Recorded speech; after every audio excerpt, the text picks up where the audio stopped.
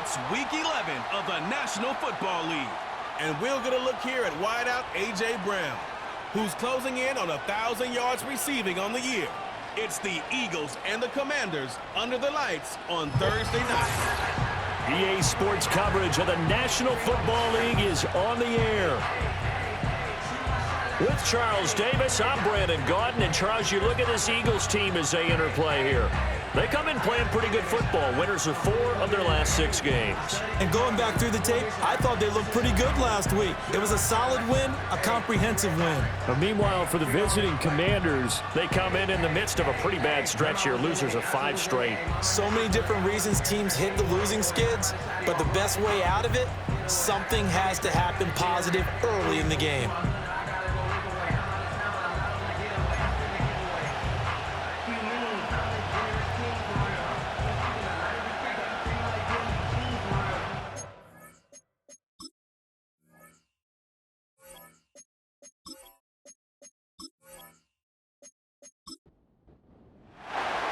The NFL season has hit high gear, and off we go in Week 11 on EA Sports.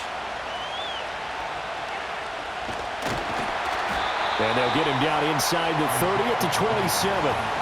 So now here comes the Eagles offense as they get ready to take over. And leading them out there, we get a look at their 6'3" quarterback. I like this guy, and the reason I do, he tends to stay on an even keel, doesn't let too much ruffle him.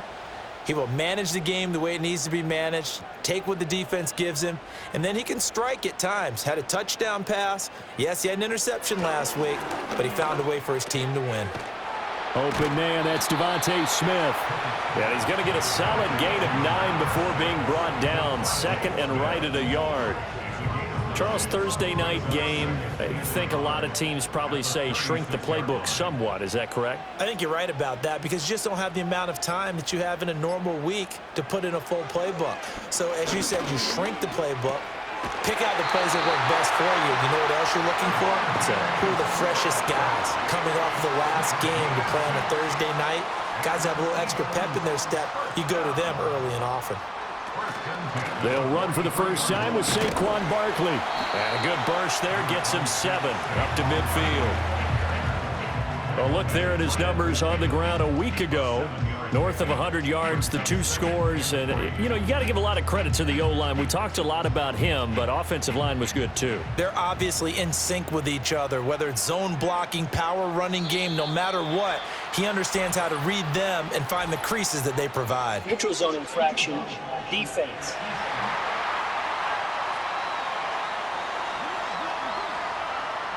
A little antsy on the left side of the line. Yeah, I think they got the guy in the end. I think they got the DN there on that one. Automatic Let's first face down. it, he is so amped up. Wanting to get a good get off on the snap, jump too quickly. After the penalty, a fresh set of downs. It's 1st and 10. They'll give it to Barkley off the option play. Just a yard on the pickup there, and it'll bring up a 2nd and 9. No doubt about it. A really nice job there by the defense, not allowing him to get to the perimeter.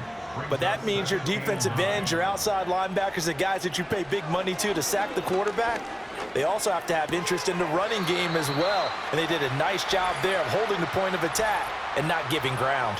Holding offense. They'll come up now on a 2nd and long after the hold.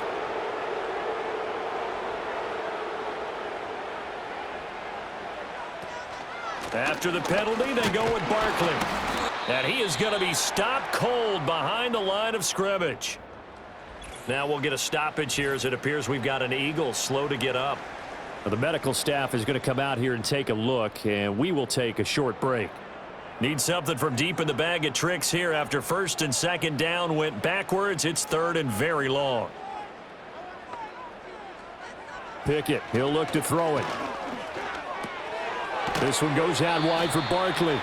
And he'll get it into enemy territory just across midfield at the 49. Holding offense. So they decline the holding penalty and will take the down instead as that leads us to 4th. On is the punter man as he boots this one away. And this punt sails over the sideline. And the spot, it looks to be right at the 25-yard line. So the Commanders make their way out on offense for the first time here. And it's the rookie Jaden Daniels, the number 2 overall pick, leading the way.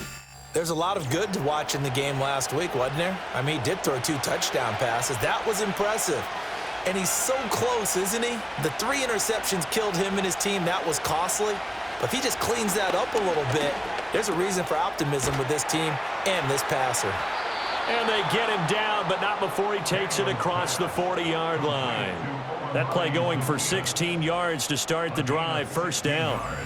Well, that certainly has to feel good. And it's not all the time that the play caller should get all the credit. Sometimes I think in the huddle, the quarterback just says, hey, who's going to make a play for me? I just need something right here. And the end result there, nice first down. Drive keeps moving. Now flags will come in. I think this one's going to be on the defense for Neutral zone jumping. infraction, defense.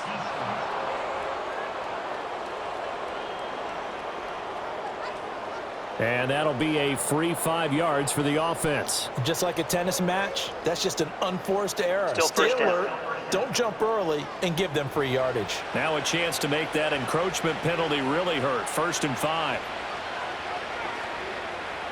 Now Daniels. Now a quick throw there, but it's going to be incomplete. And Charles, you wonder about this defense coming in. I mean, look, it's no secret they're playing a team that's down on its luck right now. Losers of 5 straight. How does that change how you prepare for a game? Well, to me, the first thought is you just get after them early, right? Take away any chance of them building any confidence. But the second thing is you prepare a little bit differently. You got to expect this team to take chances, go for it on 3rd and 4th downs, run a lot. Pressure comes, and down he goes. The Eagles get there for the sack. It'll be a loss of 8 on the sack, and it's going to lead them to 4th down. This offensive line has struggled. In fact, when we sat down with the coach, he said it's been in tatters lately. They allowed 6 sacks in their last game. Just gave up another one right there. In tatters, so it sounds a little bit like this right now. Exactly. It's like that paper being ripped. And right now, they've got to find a way to get it back together. And now the punter, Tress Way, as he sends this one away. We'll call that a 43-yard punt, 2 on the return. And the Eagles will have it, taking over 1st and 10. The Eagles offense and the veteran A.J. Brown set to go to work once more. And he's right up there amongst the league's best when it comes to racking up receiving yards this season. Currently ranked in the top 5 as things stand here. They'll start out on the ground, and Saquon Barkley. And he'll take this ahead for about 4. 2nd down coming up.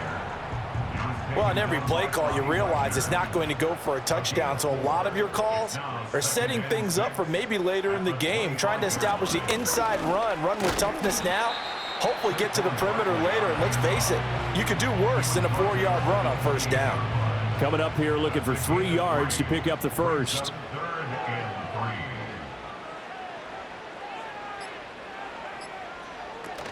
They'll try to run for it with Barkley. And he's not even going to get back to the line of scrimmage. That'll make it 4th down after a loss of 1. Part of the thinking when you bring in extra tight ends, you're hoping that each of your guys gets those one-on-one blocks and creates a crease for your runner. You know what the converse is, though? You've got to win those one-on-one blocks. And when you don't, that's the result you end up with. And on 4th down, on is the punt team sending this one away. It'll be 37 yards there on the punt. And it will be Washington football now with a 1st and 10. The Commanders going to retake the field for drive number 2. The defense got the better of them last series, forcing a punt. See if they make a few changes in the game plan here and try to get points out of this drive. 1st and 10. And a 6-yard gain gets them right around the 43. Line of scrimmage, the 43 on 2nd and 4. And now whistles and a flag, and I think we got a jump here. Encroachment, defense. jumpy on the right side of the line. Sometimes when you're on the end, a little bit farther away from the ball, Automatic first any down. type of movement will get you to jump, and that's exactly what happened there. So the yellow flag came out, and that leads to a new set of downs for this offense. 1st and 10. Robinson up the middle. And he can only manage to get a couple. 2nd and 8 coming up. Well, this defense for the Eagles, they were very good in the win over Dallas a week ago. And no matter what's done throughout a ball game, it always comes back to blocking and tackling. That's the essence of football. But I think it's hard for people to understand just how difficult it is to tackle, especially open field. Very few missed tackles on tape that I saw last game. This team does a nice job of getting their opponents on the ground. On 1st and 10, it's Robinson.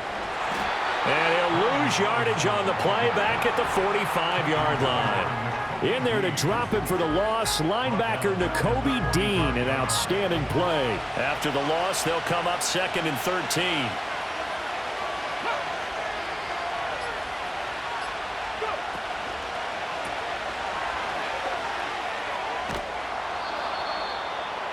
Zero hesitation that time. That was get ball, throw ball. Yeah, turn into a smoke route. If you see the coverage off the receiver, doesn't matter whether you call it a run or not. Just take the ball, get it out to him. Daniels from the gun on 3rd down. That is caught. And he's taken down inside the 30. Give him 10 yards there as this offense is on a roll. This drive continues to plunge forward. But one of the ways that quarterbacks keep all the receivers alive in a play, never lock in on any one guy. Make sure you keep your eyes moving, scan the field. And here he finds the open guy for a nice pickup. Bronco switch, Bronco switch.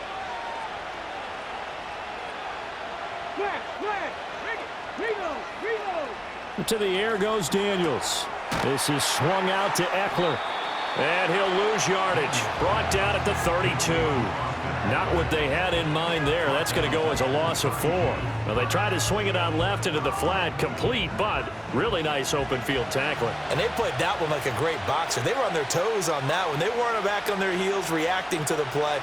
No, they saw it, came right for it, and made a nice tackle for lost yardage.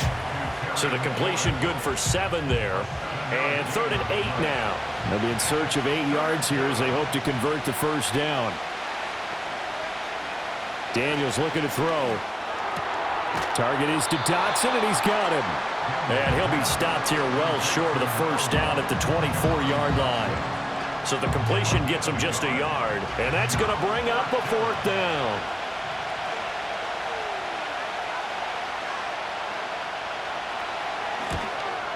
And his kick here is good. And it's 3-0 Washington. So he's been automatic to this point of the season, and he connects on the field goal there. And what a luxury it is to have a kicker you can depend upon, partner, because he hasn't missed all year long. Converts on that one as well. And kudos to you. You didn't jinx him. Oh, a good return up past the 30. Now that should give him a spark. He's across the 40 to the 43. Here's the Philadelphia offensive unit now as they head out to take over possession. They currently sit 1 game over 500 thanks to their victory a week ago. Yeah, Charles, they've been really an up-and-down team all year. Do you think that they have enough to get into the playoffs? Well, you did mention they've been up and down all year, so to me, it depends on what week you catch them. When they're at their best, I think they're definitely playoff worthy. But to me, they haven't been able to bring the intensity week in and week out, and that could be their Achilles heel. 3-0 after 1 on EA Sports.